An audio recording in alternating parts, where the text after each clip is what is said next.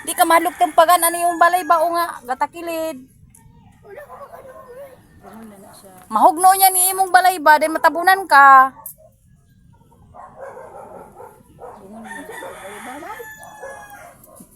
Imong balay ba kay kuyaw na kaayo og matumba.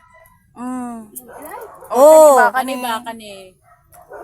Ug dinhi na malihog siya nga pasigaon unta ang suga kay ngit-ngit na kuno kaayo. Nya siya rang usadag na kaayo og lamok.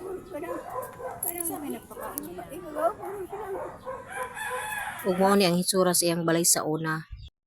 Ug karon gisugdan na ang pagtukod sa maong Pinoy-anan sa ato ang igsuon. Busy na kayo ang mga tawo diri mga madi. Ug mao ni ang video sa mga gipangbuhat sa mga voluntaryo nga nihatag sa ilahang oras o kusog aron matukod kaning maong balay. Dako jud kaayo pasalamaton sa ato ang mga konsehalis dinhi sa Barangay Konsolasyon labi na sa ato ang kapitan nga nihatag yun og igong suporta aron matukod kini maong panimalay sa ato ang igsuon. Kay kini siya labaw gid kaayo nga nanginahanglan kay senior citizen na kini ang iyang inahan og ang anak nya wala na igong katakos para mapatukod og balik ang ilahang balay nga kahugnoon na gid in taon. Gitukhan na lang gani og duha ka bukdos-burdos ang isig kahaligi sa atubangan aron dili lang gid madayonan og katumba.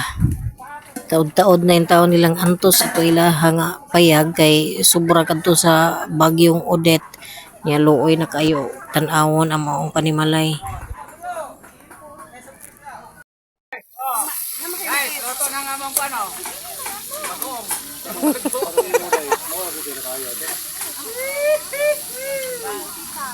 Unya kay pasensyahin na lang ninyo ning voice over kay dili man gid ni ka mao nga manulti og unsay mga angay isulti diha. Maya paminawa na lang ninyo nang gayaw-yaw din ha. Basta kay mauna na makita man niya sa video ug unsa na sila diha. Oh, busy pod kay ri oh.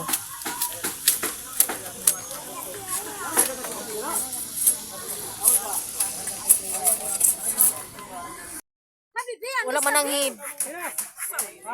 Kumaga magkuha. Kasaan na mo. Guys, sundang si Juan, ending. Pagkis-kis kukuha para mapower ka tawa. Narapikay lang ka. Kaya Langga. Sa kape. bili ba daw? Pagkis kasi ako kubay. Magpilipit na yung kukog mo, yung habak.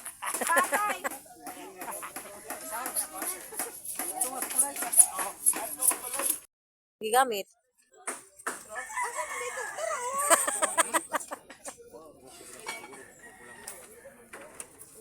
May dako gamit na ng gamay.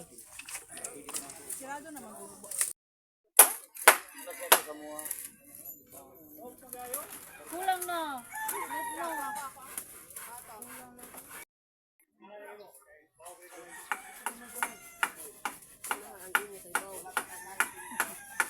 Ang imo dili. Tarunga.